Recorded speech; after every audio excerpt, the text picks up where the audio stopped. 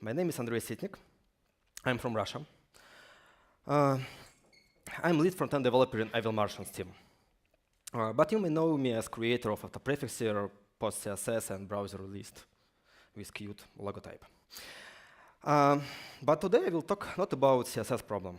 There is other problems, because it's like React Amsterdam, it's not CSS Amsterdam. So yeah, it will be a talk about JavaScript. And we have a big problem in JavaScript. So let me explain. But I'm start from different part. Like my family live in China. You know, everyone like to visit your family, to eat borscht from your mother, everything else. But there is one problem for me to visit my family. It's Chinese internet. It's not really a censorship, because like censorship could be fixed by VPN. The real problem is that half of the packages is lost in Chinese censorship system. Even if packages was to a legal website, they just cut half of the packages. It's like a local company promotions, because there is no that cut for local websites. So internet is not really good. Like imagine how your site will work on this internet. But you know, like China, it's not my problem. It's like some second world. But technically, the problem internet is anywhere. Like New York, like the center of our civilization, and they don't have internet in the trains. They only a year ago got internet to got Wi-Fi on the stations, but like it doesn't help you because Wi-Fi is very slow. Wi-Fi connection is very slow. On the time when train will stop, you spend a lot of time. Or for example, like who was on the .css, .js, .ii conference? No? Yeah, you know that they have one of the greatest, one of the beautiful venue in the world. But unfortunately, in this venue, they don't have any Wi-Fi, and mobile signal is extremely slow, extremely low. And so, like, there is no internet on the computer science conference. Okay, so internet is always unstable. If you have a wireless internet, it will be always unstable by definition, because it's how wireless works. And this is why offline first is so important. Offline first is important not because you can go to some mountains, hiking, and all this stuff, but because we have, how called 1 second mountain in our cities. Just because your Wi-Fi becomes slow, or like internet connection or mobile connection doesn't work in this house. And this is a problem. This is a problem because at least I create a website for internet like this, because this is internet that I have on my machine. Because like I have a local server, local client, no problem. But unfortunately, the real internet looks completely different. And often we forgot to test our site, to like check how it will work on this type of internet. And there is a lot of problems that I saw on any websites like around the world, and the problems that I have on my websites. First, like if you make a AJAX request, and it will be some problems, like it will be broken, the loader will be loaded infinitely. In the many websites, they doesn't catch errors from AJAX requests. It's a normal practice. It's everyday practice. Or for and right now, any user it knows what to do. Must press reload page button. It's like universal solution right now, and it doesn't show our web as a stable platform. It could be a stable platform when you must press reload page every day. Other problem. You open website, you like fill a form, then press save, and unfortunately you must wait until loader will finish your work. But why? Why I can open a next document and fix it? Unfortunately, this is a normal user experience on most of websites, including mine. But we need this loader only because it is possible to have some problems. But unfortunately, like 99% of the websites of the request will not have any problems. But we still have this loader. Why? It's not useful. Or my favorite problem, like you open a document, and in the next second, your friend open the same document. You change a time and save it, and then your friend change a name and save it. But unfortunately, because we always send a full state of the document, the friend will override your changes. It's like everywhere. We just don't care because like, it's not my problem. It's like he or her problem. But unfortunately, you always have two clients. You always must think about cooperative web interface because like you have on every website, you have users with a phone, and so it's always two users in the project. So our web is not stable. We ignore the problem of the inconsistent networking. But I have a dream. Like before, when I go to sleep, I always dream about the better internet. I always dream that maybe in the future, all websites, not the special websites, not like chat application, like any websites that we have, will have real-time updates. When somebody changes a document, you will see it immediately. It's like obvious user experience. It should be for everyone, but unfortunately, we don't have it. Or it will synchronize the state in the background, so I can continue work while it's saving my work.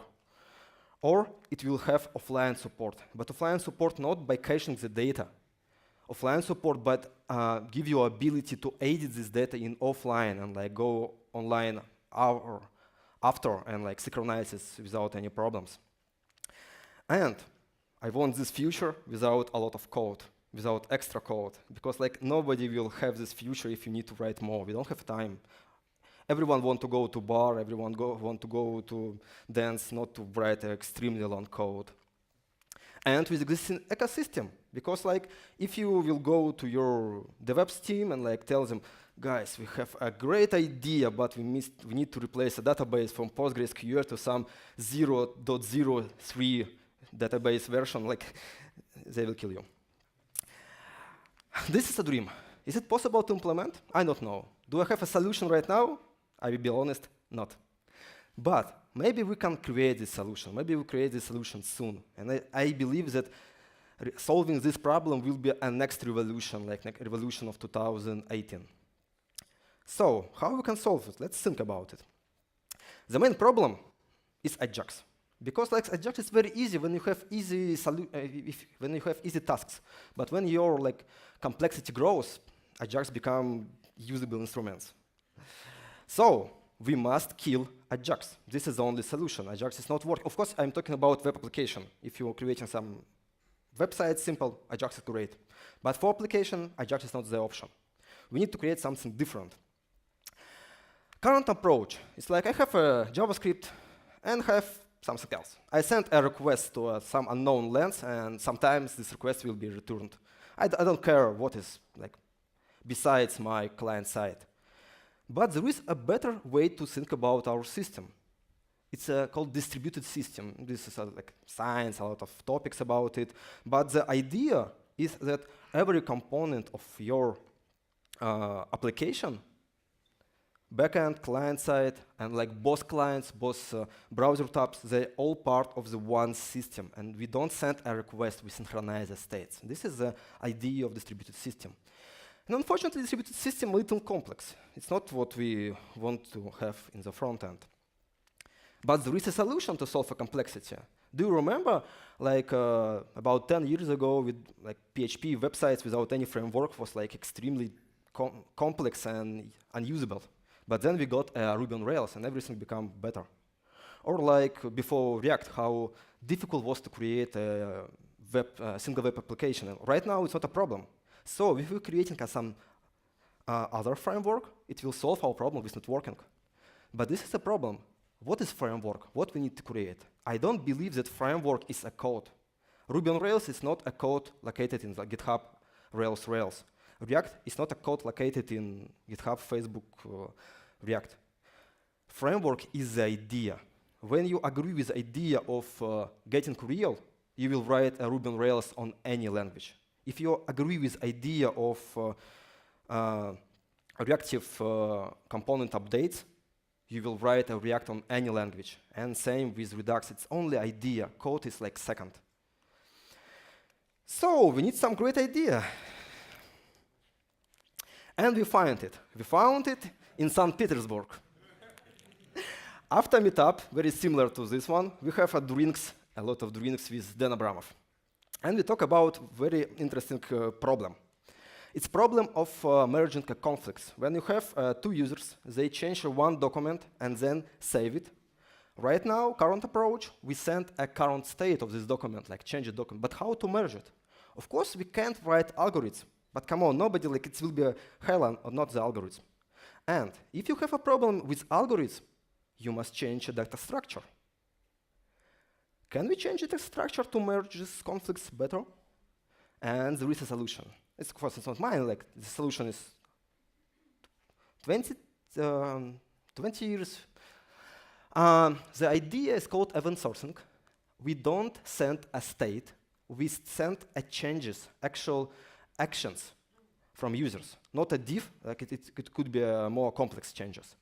So it will be an initial state, like post title and likes count, and then one client add one action, second client add other actions.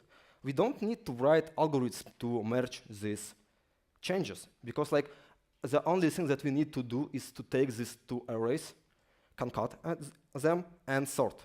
That's all, the only algorithm that we need to fix conflict in event sourcing.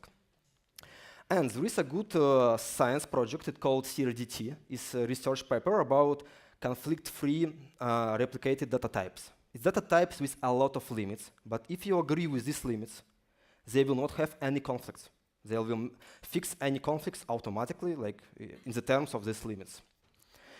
And the best CRDT is a Swarm.js, like best CRDT implementation in JavaScript is Swarm.js, written by mad Russian scientist Viktor Grishenko. But so when we drink with Dan Abramov, we think how we can combine Redux and Swarm.js, and we find that it's extremely hard. And the real problem, because we have CRDT is use that actions log, the list of the changes. And we have the same list of the changes in Redux.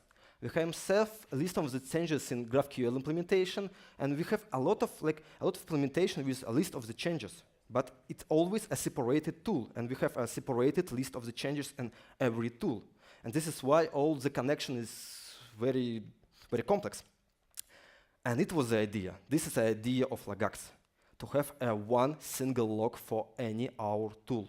One log for Redux, one log to CRDT implementation, one log for synchronization process. Everything in one single log. So, how Logux idea looks like. On the client side, we have a list of the actions called log. Actions is like the same action that you already have in Redux, with a type, everything same. But we have a same list of the action on the server side. And then we need only one thing to do. We need to synchronize it. We need to open a WebSocket, and when client will add a new action, we will send this action by WebSocket to a server. And of course, if a client will go offline, like all actions have a number, index, and on the connection, server will tell the last synchronized index. So synchronization is very easy. We don't have a duplicates. It's very stable synchronization. But also, we can create action on the server. And in this case, it will be sent to a client again. But also, this action could be created by other client, sent to the server, and then to our client. So this is a real-time updates out of box, just by idea. But also, if you will open your websites in a different browser tabs, all of these browser types will be a separated client with cross-client synchronization. So if you add action to one browser tab, it will be immediately open in the next one. So the idea of Logux, put action to the log and forget about it. Don't worry when, how it will be synchronized. It's like deal of Logux. Don't worry about user interface. Everything will be done by Logux. The only thing that you must care is to put action to the log. That's all. What you have? First, like right now, when we have some changes, we send it to a server, and until the answer, we don't update interface in Logux because you don't care about when it will be synchronized. when you add some action to your local log, it will update your interface immediately. You don't need to wait answer from the server. Optimistic UI out of box. And for Logux, we have a special library with all user interfaces, like all the notifications about synchronization process, all that stuff. And if you will have some problem, like you change a name, update interface, send this name to the server, and unfortunately server will have some error, server could send undo action to a client. And in this case, this action will be undone. And interface will be updated to the previous state. This is the idea. Idea is always great when it is in your head. But when you start to implement it, it becomes more complex. For example, first problem. We have two clients, and the order of the action in our log is extremely important. If you have a different order, it will be like disaster. There is no way to fix it. It's like more easy to remove all your system and start again. It's a main problem distributed system. Never order should be the same always. So we need to sort our log by some property, for example, by time. But time is not. It's not a simple thing. There is no distributed time. Like there is a series that it's impossible to create a best distributed time. For example, if you create two times, like timestamps, it could be equal sometimes, like because processor is very fast. Or my favorite one, sometimes a timestamp created after the first one will have a lower number than the first one because of time synchronization process. This happens. And, of course, difference between client and server could be extreme. It could be more than 1 hour. Of course, timestamp is time-free data type, but some clients, when they go to a different time zone, they don't change a time zone. They change a time. And they start to have a very big difference with your time. So it's a very complex question. There is a solution. It's called vector clock. But unfortunately, vector clock doesn't work very well in the long offline. And also, vector clock is not connected with the real time. But we create Logux for everyone, not for special developers, but for any developers. And so we must take care about, getting a month number or weekday number. So in Logux, we have very complex time. First, we use timestamp, then we use unique node ID, and the special counter that increase if you have two time with same timestamp. And to fix a problem with time difference between server and client, server on connection send current time, and client calculate a time difference and apply this time difference to any action. So you always have your log in your current machine time. So, Logux time is nice. Use it. Second problem. This problem was just 2 weeks before main introduction of Logux in the React London. And I found that if you will open your website in 2 browser tabs, they will both use one index database. And so when they got action from the server, one of the tabs will think that it is duplicate and will not process it. And it was the last thing. I was just, I can't do this anymore. But sometimes your problem could be converted to your benefits. This is why you should not be scary about writing a code. And we find a very great solution.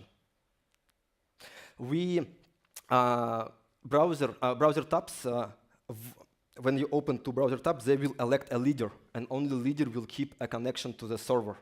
And so second tab will get actions from the leader. Of course, if you will close leader, they will start reaction again. It's algorithm close to the Rift algorithm, but simplify it. And finally, we have same state on every browser tab. We solve this problem finally. So it was ideas, but let's see how code works, how code looks like. So we have Logux Redux, and it's without including Redux, it's only 12 kilobytes thanks to size limit.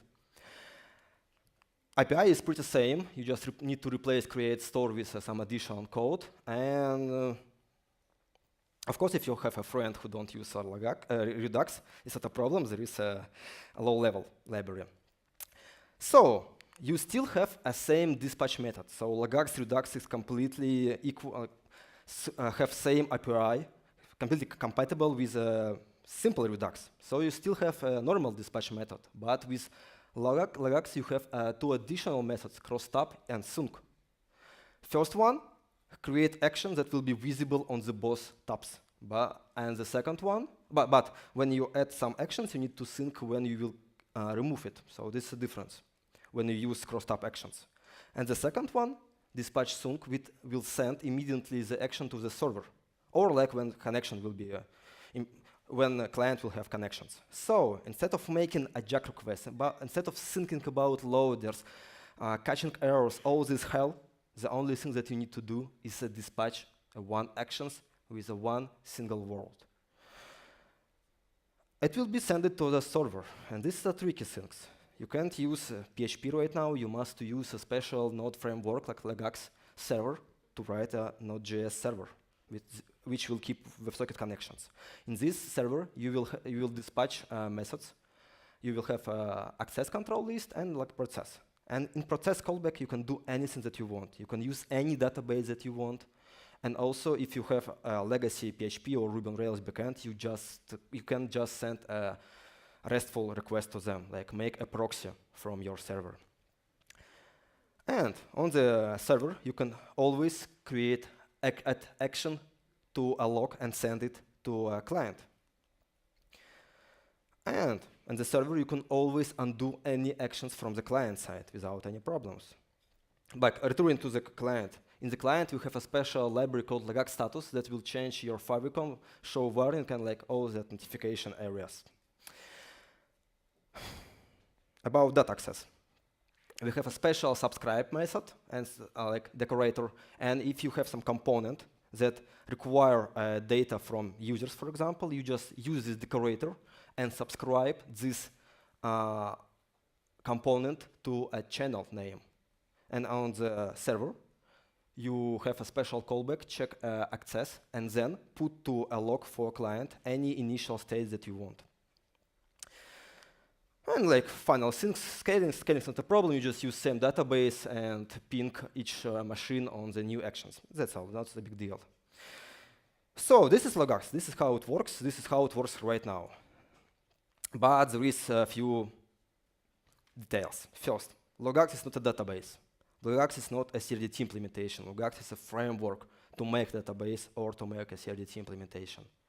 And second way, don't use Logux for simple websites, because the main problem in Logux is log cleaning.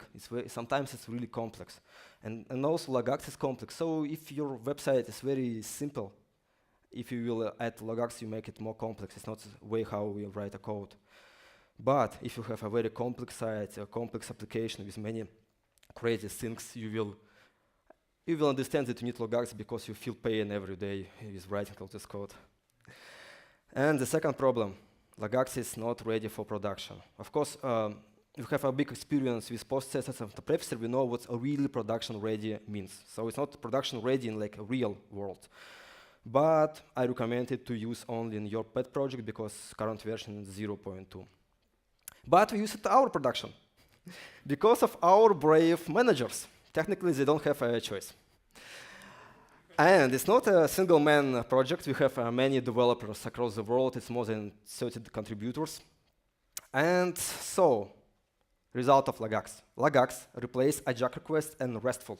It replaces it with log synchronization of the Redux actions between client and the server. This is like what is Logux is.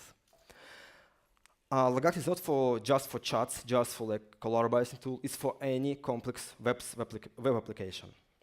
When user edit a lot of data, if your user don't edit a lot of data, just use GraphQL, it's better. Why? You don't need any loaders, you don't need any sagas, you don't need any mutations, you just need the old Redux actions. That's all that you need on the client side.